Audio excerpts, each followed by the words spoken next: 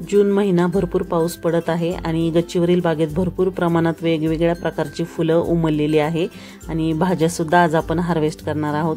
तर मागच्या व्हिडिओमध्ये सुद्धा भरपूर भाज्या निघालेल्या आहेत। तर आज किती आणि कोणत्या भाज्या निघतात आणि किती फुलं निघतात ते पाहूया।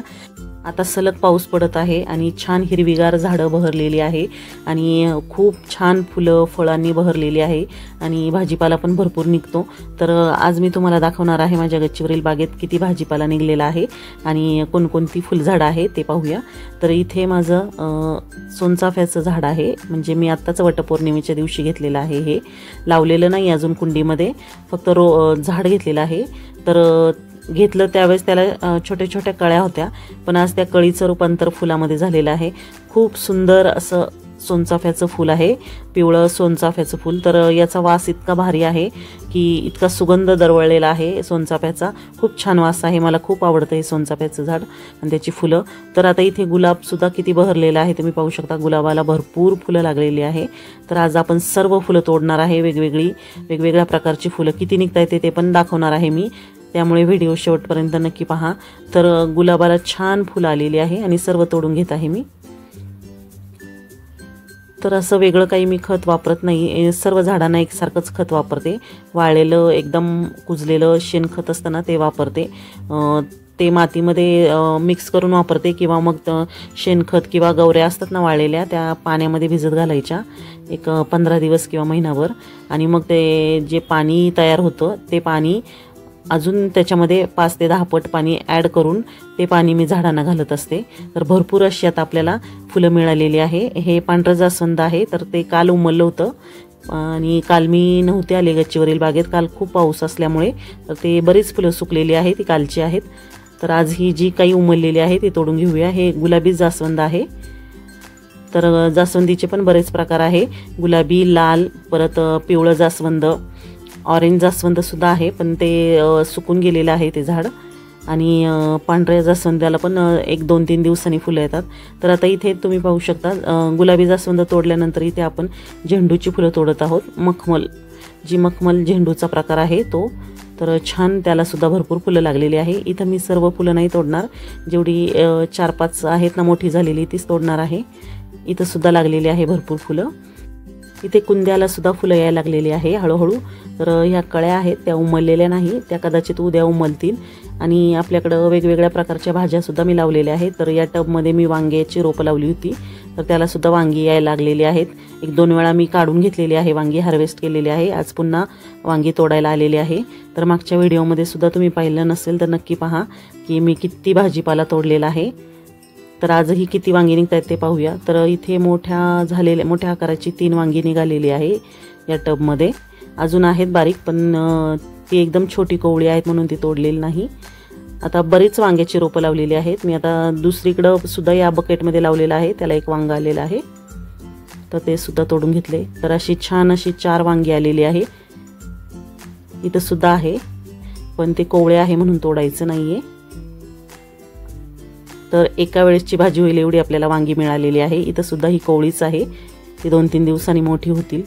आणि इथं टबमध्ये तुम्ही पाहू शकता टोमॅटोला किती टोमॅटो लागलेले आहे। अगदी छोटंसं रोप लावलं होतं, टोमॅटो गच्च भरलेले आहे झाडाला, म्हणजे भरपूर टोमॅटो लागलेले आहेत की ते झाड पडायला लागलेलं आहे टोमॅटोचं रोप।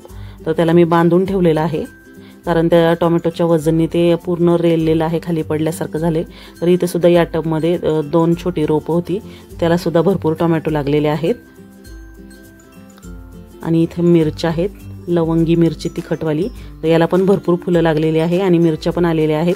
तर जवळून तुम्हाला दाखवते, आज काही मिरच्या तोडणार आहे, ज्या मोठ्या झाल्या आहेत त्या वरनं दिसत नाही, पण आतमध्ये भरपूर मिरच्या लागलेल्या आहेत। तर ज्या मोठ्या आहेत त्या मी तोडून घेणार आहे। तिखट मिरची आहे खूप,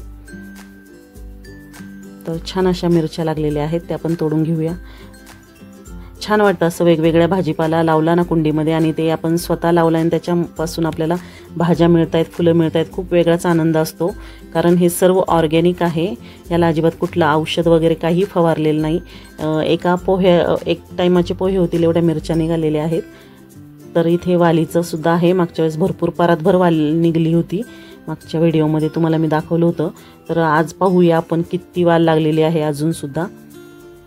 एवढी वाल तोडल्यानंतर सुद्धा याला वालीच्या शेंगा पुन्हा लागलेल्या आहेत, तुम्ही पाहू शकता।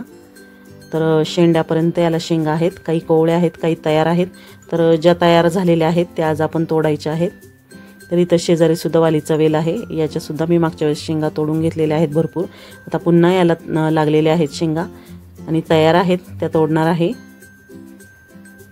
तर शेणाचं पाणी घातलं ना तर छान झाडं बहरतात आणि भरपूर फुलं येतात, त्याला भाजीपाला पण येतो भरपूर।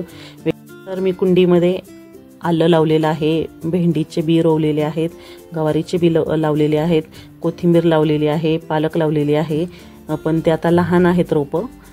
तर आज आपण आता ते मी तुम्हाला पुढे दाखवणार आहे। आता इथे शेंगा लागलेल्या आहेत ना वालीच्या, म्हणजे घेवड्याच्या शेंगा, त्या तोडूया। तर हे पहा, ज्या ज्या तयार झाल्या त्या तोडून घेणार आहे मी। तर भरपूर पाऊस पडल्यामुळे पाणी झालेलं आहे, आता अजिबात पाणी घालायची गरज पडत नाही। उन्हाळ्यात रोज पाणी घालावं लागत होतं, कधी कधी तर दिवसातनं 2दा पाणी घालायला लागायचं, पण आता पावसाळा चालू झाल्यापासून झाडं छान बहरलीत आणि पाणी घालायची गरज पडत नाही। फक्त आता मला फुलं किंवा भाजीपाला तोडायलाच यावं लागतं, किंवा जर खत घालायचं असेल तर बाकी झाडांचं काही आता मला पाणी घालायला लागत नाही अजिबात। आता पूर्ण 4 महिने पावसाळा आहे तोपर्यंत अजिबात पाणी घालायची गरज पडत नाही।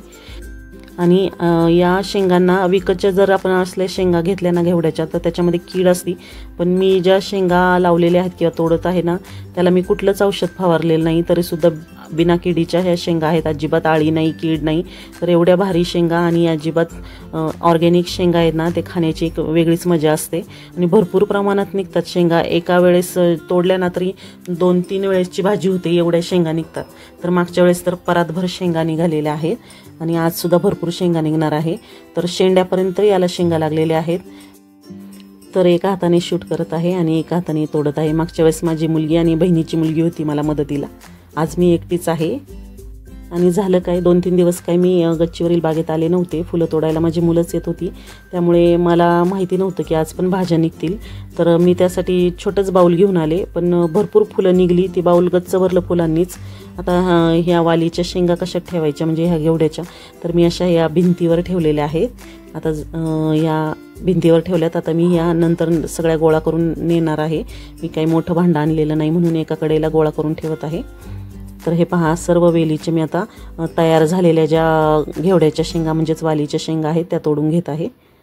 एकच बी लावली होती मी मागे, तर त्याचा वेल तयार झाला, त्याला भरपूर शेंगा लागल्या की मग त्यातल्या ज्या शेंगा काही ठराविक आहे ना चांगल्या वाळत तोपर्यंत मी झाडाला ठेवते आणि मग त्याचे बी तयार करते आणि तेच मी बी वेगवेगळ्या कुंड्यांमध्ये लावत असते।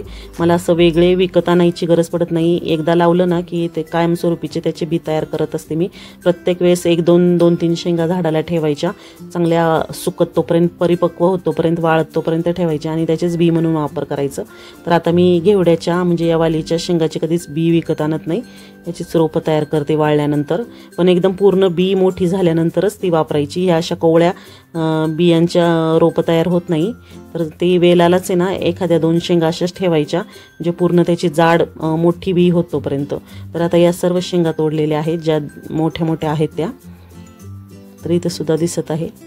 तर फार कोवळ्या नाही तोडणार, कारण कोवळ्या तोडल्या ना अशा कडवट लागती भाजी, एवढी चांगली लागत नाही, त्यासाठी अशा व्यवस्थित तयार झालेल्याच तोडत आहे। तर हे पहा, एवढ्या शेंगा निघालेल्या आहेत, भरपूर शेंगा आलेल्या आहेत। आता थोडा पाऊस जास्त असल्यामुळे काही शेंगा अशा पिवळसर दिसत आहे, जास्त पाणी झाडांना झालं ना की शेंगा अशा पिवळसर पिकल्यागत होतात। तर या ग्रो बॅगमध्ये पालकाचे बी लावले होते मागच्या वेळेस, तर त्याची एवढी वाढ झालीत। आणि इथे धने पेरले होते, तर धन्याची कोथिंबीर तयार झालेली आहे। आता कढीपत्ता पण मला लागत आहे, मी ती 2-4 पानं तोडून घेणार आहे।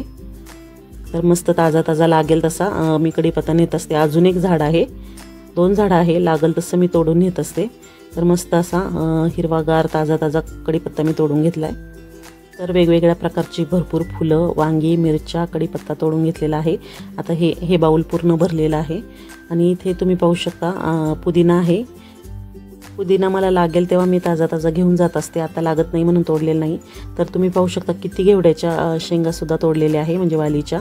तर आता या सर्व मी घरी खाली घेऊन जाणार आहे, मग तेव्हा तुम्हाला दाखवते सर्व गोळा केल्यानंतर किती निघालेले आहेत। तर खूप अशा वेगवेगळ्या प्रकारची फुलं आणि भाजीपाला निघतोय आणि सर्व ऑर्गॅनिक आहे, अजिबात कीड नसलेला आहे। तर त्यामुळे खाण्याचा एक वेगळाच आनंद असतो। खूप छान होतात त्याच्या भाज्या। तर मी घरात आलेले आहे, आता तुम्हाला परातीत ओतून दाखवत आहे किती निघालेली आहे फुलं आणि भाज्या। रोज एवढी फुलं निघतात की देवारा गच्च भरतो, अजिबात विकत हार किंवा फुलं आणायची गरज पडत नाही। तर भरपूर अशा भाज्या आणि फुलं निघालेली आहे। तर माझ्या चॅनलवर रेसिपीसोबतच मी माझे वेगवेगळे छंद आहेत ते तुमच्यासोबत शेअर करत असते। तर माझा हा गार्डनचा छंद माझ्या असं लक्षात आलं की भरपूर लोकांना हे गार्डनचं वेड आहे, त्यामुळे माझे गार्डनच्या व्हिडिओला छान रिस्पॉन्स येतो, व्ह्यूज पण छान येतात, लाईक कमेंट पण भरपूर येतात, त्यामुळे मी अजून शेअर करत असते व्हिडिओ। तुम्हाला आवडत असतील असे व्हिडिओ तर मला कमेंट करून नक्की सांगा। आणि तुमचं पण आहे का असं गार्डन छोटंसं, ते पण मला सांगा। तुम्ही कोणकोणती झाडं, फळझाडं, फुलझाडं लावता। तर आजचा व्हिडिओ तुम्हाला कसा वाटला? व्हिडिओ आवडला असेल तर लाईक, शेअर, सबस्क्राईब करायला विसरू नका। भेटू पुन्हा, बाय बाय।